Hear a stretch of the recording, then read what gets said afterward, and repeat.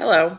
I'm so excited to talk to you guys today about me and what I plan to do this quarter. So, hello, I'm Leela Witherspoon, and yeah, I'm excited for Studio 2.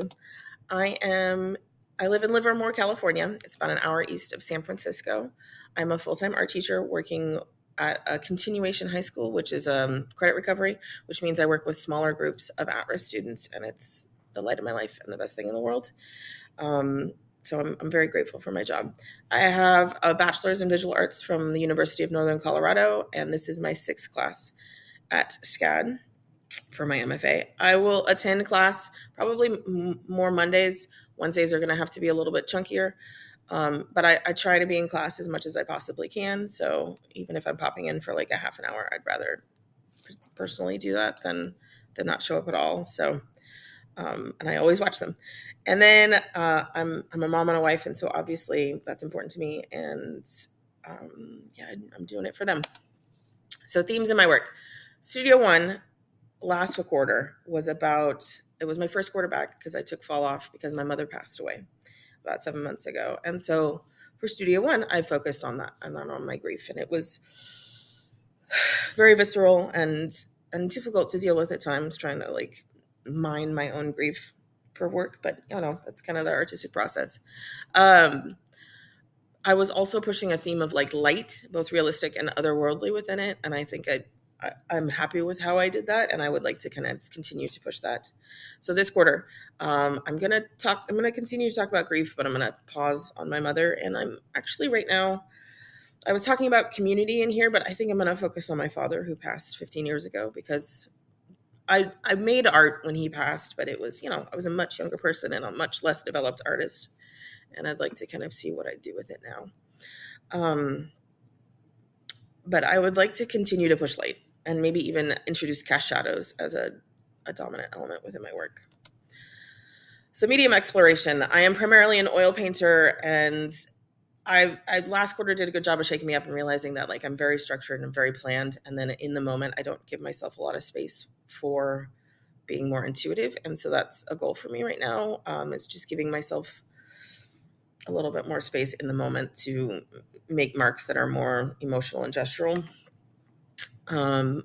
Last quarter I worked briefly in oil pastels, and it did a really fantastic job of giving me an opportunity to make more unique marks and like keep them looser. And so I've purchased some oil sticks that I'm hoping to include in my paintings this quarter, just because I really liked that method of mark making, and I'm hoping it'll keep me looser. So this is, my father always told me everything changes, and this is what I made last quarter, and it was really about like a loss of self. Um, and it was visually based on this one piece I've made in Formal Aspects of Painting Self Love, which is why I've included it.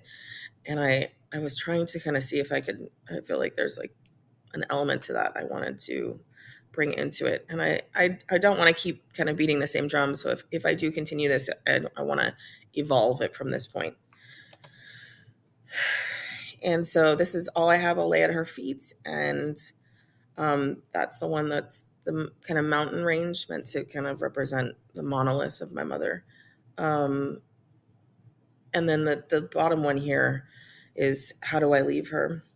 And that's definitely the hardest one for me to. That was the one that was the most emotional, and it's the one done in oil pastel, so it is a lot rougher, and the mark making a lot more gestural. It's hard to see in this scale, but it's and I feel like I could push it farther. Like I feel like that's still really tight. It's so much looser for me, but it's still kind of tight. So we'll see where I go from there. These pieces are a theme I started just with SCAD, like free fall I made in Formal Aspects of Painting. It was the first time I've ever done anything like that or included a body within my work in years. And I was so enraptured with this, and it was pushed towards it through critique. And so I would have happily just made like 100 paintings along this theories.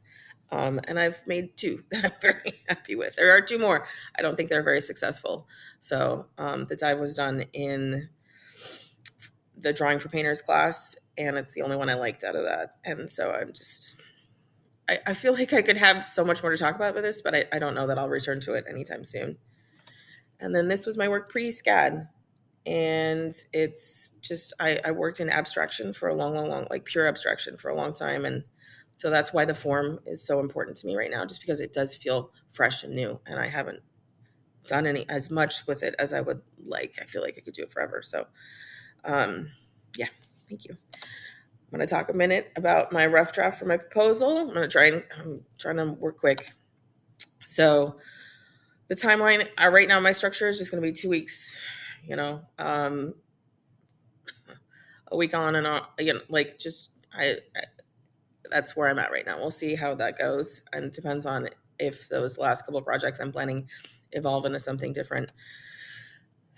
But this first project I have is fairly the one I have most planned out. And that's cool with me. I like having one project to start the quarter with that I know what I want to do. And that helps me kind of work from there and evolve. And everything past this point is just very loose and fluid. So project one is the void. So talking about my father and what happened, like, yeah, he passed, and I remember the feeling is like not like a phantom, like a lost limb. Like people, I remember the feeling of like I didn't feel like I had a torso. I felt hollow. And like while I can't touch that feeling now, I remember very vividly feeling that feeling and like articulating it and believing it 100%. And so I'm trying to kind of represent that. So this is me and this kind of, I'm going to literally open like tear into the canvas. And there's going to be a board behind it. And that board is going to be black. And then in that is going to be hands holding prayer beads. And I'll talk about that for a second.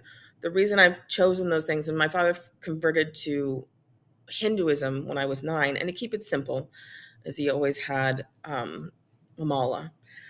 And there's a lot of stories to that and all those kinds of things. I have my father's malas. I might use actually one of his malas within this. But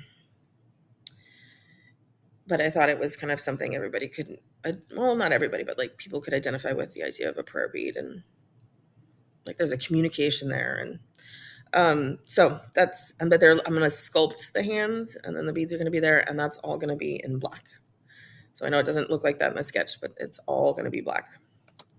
And so material exploration is I bought Black 4.0, and it's just arrived, and I'm really excited to play with it. I'm going to play with it pretty much first thing with the material exploration thing that we're doing in class, and see what I can do with Black 4.0.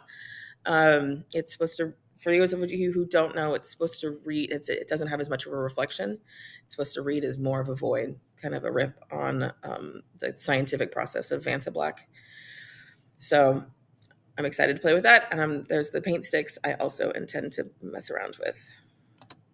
So the rest I'm going to go through kind of quickly. Project 2 is about the idea of like generational trauma. My father did a really wonderful job of like breaking the trauma of that he was, grew up with. Like his father drank himself to death at 52, and his mother was diagnosed with paranoid schizophrenia later in life, which, he talks about like he was never hugged. He never was told I love you, those kinds of things. And so like the idea of I don't know, I haven't really fully articulated how this is going to kind of go. And like, there's going to be elements within this that I'm going to hopefully add to make it slightly more dynamic. But the idea of it being cleaner and softer down towards like the lighter area, which is supposed to represent me now and my little family. And then like more aggressive and angry and violent as it gets outward. Okay, and then from here, my last couple projects are more in flux.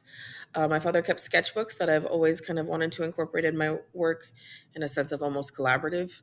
He was very poetic and very deep, and there's a lot in there that I feel like I could mine for an artwork.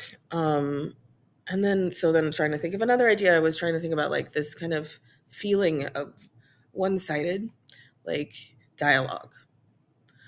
And that maybe my perception on how the things I want to say I can't ever get any answer to. And like, so I'm picturing like a person in a cast shadow, and a cast shadow can't reach this kind of nebulous form.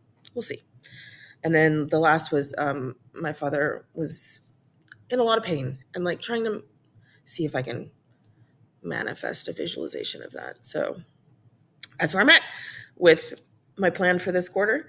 And then last but not least is these are my research book options. These are I've got them in a stack, and I'm excited. I will read them whether or not I read them for class. But the Sublime is a one I've wanted to been see, really the only one I feel like I connect with out of the Whitechapel books.